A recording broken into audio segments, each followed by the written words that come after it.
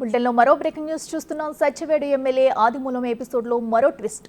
ఆదిమూలం బాధితురాలు రాజీ పడ్డారా? అందుకు భారీ ముడుపులు అందాయా? అంటే అవుననే సమాధానం వస్తుంది. తనపై నమోదైన కేసును కొట్టివేయాలంటూ ఆదిమూలం ఏపీ హైకోర్టులో పిటిషన్ దాఖలు చేశారు.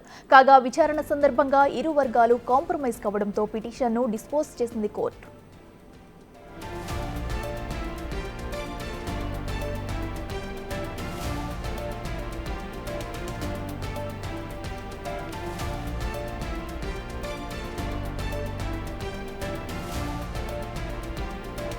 గత నెల 5న తన మీద అత్యాచారం చేశారంటూ బాధితురాలు నానారచ చేశారు. తీరా ఇప్పుడు సైలెంట్ మోడ్లో ఉండడంతో బాధితురాలు రాజీ పడ్డారన్న ప్రచారానికి బలం చేకూరింది.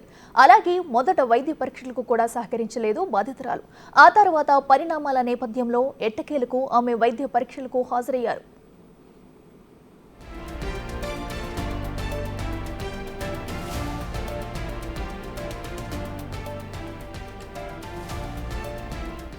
ఈ ఘటన జరిగిన నెల రోజుల తర్వాత ఫిర్యాదు చేయడం వెంటనే ఆదిమూలం తన పిటిషన్లో పేర్కొన్నారు. ఈ అంశానికి సంబంధించి మరింత సమాచారం మా ప్రతినిధి దామోదర్ లైవ్లో అందిస్తారు.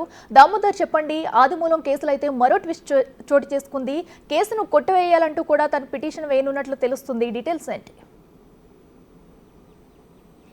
అఖిల, ఆదిమూలం వర్సెస్ మహిళా నాయకురాల మధ్య జరిగిన వివాదము ఏదైతే ఆమె తనను బలవంతంగా ఆదిమూలం అనుభవించాడంటూ హైదరాబాద్ ప్రెస్ క్లబ్లో వీడియోలు విడుదల చేసి తనకు న్యాయం చేయకపోతే తెలుగుదేశం పార్టీ కార్యాలయం వద్ద ఆత్మహత్య చేసుకుంటానంటూ కూడా చంద్రబాబు నాయుడుకి విజ్ఞప్తి చేసింది. ఆ నేపథ్యంలో ఆదిమూలాన్ని తెలుగుదేశం పార్టీ నుంచి సస్పెండ్ చేశారు. అయితే తర్వాత పరిణామాల్లో ఆమె అదే రోజు రాత్రి ఏ రోజు రాత్రి వీడియోలు విడుదల చేసిందో ఆ రోజు రాత్రి అక్కడికి తిరుపతికి చేరుకొని ఈస్ట్ పోలీస్ స్టేషన్లో రాత్రి 11 గంటల సమయంలో ఫిర్యాదు చేసింది. ఆ తర్వాత వైద్య పరీక్షలు చేయించుకోమని పోలీసులు కోరినప్పటికీ 2 సార్లు నిరాకరించింది.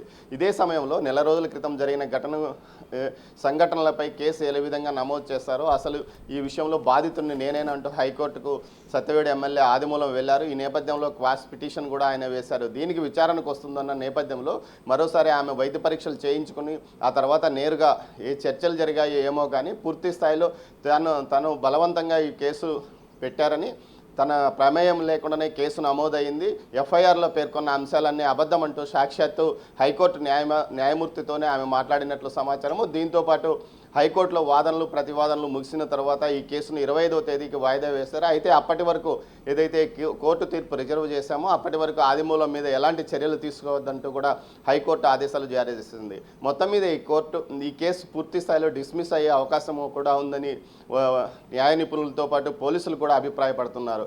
ఏదైతే ఆమె జరిగిన ఘటన తర్వాత వైద్య పరీక్షలు చేయించుకోవడానికి నెలన్నర సమయం పట్టింది. ఈ కేసులో ఎలాంటి ఆధారాలు కూడా లేవు, దోషిగా నిరూపించుకోవడానికి అని పోలీసులతో పాటు న్యాయ నిపుణులు వైద్య నిపుణులు కూడా చెప్పారు. మొత్తం మీద అయితే ఈ కేసుకు సంబంధించి ఏదైతే ఆదిమూలం యొక్క పరువు ప్రతిష్టలను భంగం చేయడానికి కొంతమంది తెలుగుదేశం పార్టీతో పాటు వైసీపీలోని నాయకులు కుట్ర పన్నారంటూ ఆదిమూలం మనతో ప్రత్యక్షంగా ఆ రోజు మాట్లాడడం కూడా జరిగింది. మొత్తం మీద వ్యవహారానికి సంబంధించి ఆదిమూలానికి అయితే జరిగే నష్టం పూర్తిగా జరిగిపోయింది. పార్టీ నుంచి సస్పెండ్ చేయడం కూడా జరిగింది. అదే ఏదైతే వైసీపీ ఆదిమూలం వ్యతిరేకులకు కావాల్సింది అది కూడా జరిగిపోవడంతో వారు కూడా సైలెంట్ అయ్యారు. మరోవైపు రాజీ చర్చలు జరిగాయా, మరో కారణమైన ఏదైతే ఏమి కానీ బాధితురాలు మహిళా నాయకురాలు అయితే హైకోర్టులో ఈ జరిగిన వ్యవహారానికి తనకు సంబంధం లేదంటూ ఆమె చెప్పుకొచ్చినట్టు తెలుస్తుంది. ముఖ్యంగా తన మీద బలవంతంగా అత్యాచారం చేయలేదు, దానికి సంబంధించి ఏదైతే పోలీసులు నమోదు చేసిన ఎఫ్ఐఆర్లో ఉన్నటువంటి అవాస్తవాలన్నీ కూడా హైకోర్టులో చెప్పినట్టు తెలుస్తుంది. దీనికి సంబంధించి ఒక ఉత్తర్వును కూడా హైకోర్టు విడుదల చేసినట్టు తెలుస్తుంది. Akhila. Right Damodar, thank you.